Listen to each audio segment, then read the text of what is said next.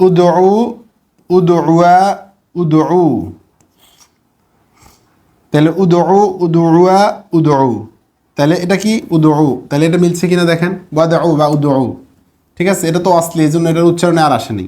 তাহলে এটা অদউ কেন হয়েছে? ঠিক আছে, এখন কথা হচ্ছে তাল উংসুর, উংসুরা, উংসুর। আমরা যদি এটা দেখাই উংসুর, উংসুরা, উংসুরু, তাহলে উদউ মিলে না, ঠিক না?